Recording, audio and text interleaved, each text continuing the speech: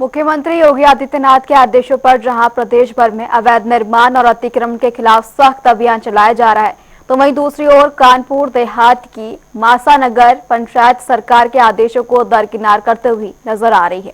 यहां पुरानी बाजार के मुख्य रास्तों पर अवैध रूप से दुकानें लगवाने का मामला सामने आया, जिसमें कि स्थानीय लोगों को भारी परेशानी का सामना भी करना पड़ा।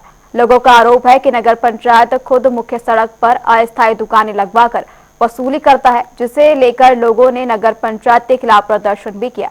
हालांकि नगर पंचायत के अधिशासी अधिकारी नरेश सिंह का कहना है कि सरकार के निर्देशानुसार ही अतिक्रमण के खिलाफ लगातार अभियान चलाया जा रहा है और किसी भी हाल में रास्ते पर दुकानें नहीं लगने दी जाएंगी। देखिए, जैसा कि शासन का अपना शासनादेश है हमारे पास, और जैसा माननीय न्यायालय के आदेश हैं, उनके अनुपालन के क्रम में किसी भी तरह के अतिक्रमण को स्वीकार नहीं किया जाता है और उस पर हमारी नगर पंचायत मूसा नगर के अंतर्गत मुनादी करवाई जा रही है, अतिक्रमण हटवाया भी जा रहा है और नोटिसें दी जा रही हैं। उसमें किसी भी तरह के अतिक्रमण को स्वीकार नहीं किया जाता है और जहां कहीं भी है कोई भी रास्ता जो है बाधित नहीं किया जाएगा और रास्ते खाली कराए जाएंगे। एक प्रकरण संज्ञान में हमारे आया है कि कुछ गुमटियां रखी हुई थी, फिर वो आपसी समझौते से हट गई थी, फिर उनके लगाए पुनः रखे जाने की बात है, तो वो हमारे संज्ञान में है। उसमें जो विधिक होगा वही विधि के अनुसार निश्चित किया जाता है, जो विधिक कार्रवाई होती है वही की जाती है। 2019 में टाउन एरिया यानी नगर पंचायत का दर्जा और 2022 में चुनाव हुए, जब यहाँ पर नगर पंचायत अध्यक्ष चुना गया और इसके बाद क्षेत्र के और कस्बा के लोगों को ये उम्मीद जगी थी कि यहाँ पर विकास होगा। तस्वीरें हम दिखा रहे हैं कि ये वो लोग हैं जो अपने निकलने के आम रास्ते के लिए लड़ाई लड़ रहे हैं और ये लड़ाई कुछ दिनों से नहीं, लगातार लंबे समय से जारी है। इन लोगों से हम पूछेंगे कि किस तरीके की समस्याएं अब तक आई हैं, वजह क्या है, आखिर किस तरीके से इस रास्ते को रोका जा रहा है, किस तरीके से कुछ समस्याएं आ रही, जानने के लिए क्षेत्रीय लोग उनसे बात करेंगे। सर, क्या नाम है आपका? मेरा नाम प्रदीप सिंह है। अच्छा, किस तरीके की समस्याएं आ रही है जो रोड को लेकर के आप लोग आंदोलन सा कर रहे हैं, क्या वजह है? समस्या ये है सर कि ये आम रास्ता है, जैसे किसी को मरीज को बीमार हो गया, एम्बुलेंस आनी है, अंदर एम्बुलेंस नहीं जा सकती है। किसी को अपने अगर मोहर्रम के क्या बोलते हैं ट्रैक्टर ले जाना है, मकान बनवाना है, वो नहीं जा सकता है। जानवरों के लिए चारा अगर भूसा लाना है तो भूसे की ट्राली अंदर नहीं आ सकती है।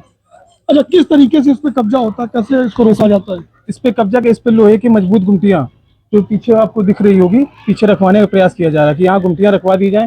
अब ये जीना भी जो है निकलने का ये भी बाधित हो जाएगा, यहाँ से भी बाधित, दुकान का भी जीना बाधित हो रहा है।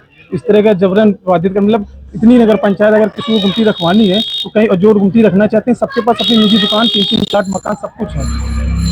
अच्छा, कौन है जो इस तरीके से कब्जा करवा रहा है, किस तरीके से वसूली है? ये क्या बोलते हैं रोहित सप्ता जी हैं और क्या बोलते हैं रविकांत और क्या बोलते हैं लच्छी सप्ता और उनकी माता जी हैं। ये 3-4 लोग गुमटियां यहाँ 3 रखने का प्लान चल रहा है। अच्छा, इसको लेकर के कभी आपने अधिकारियों से शिकायत की? क्या कुछ अब तक जवाब मिला?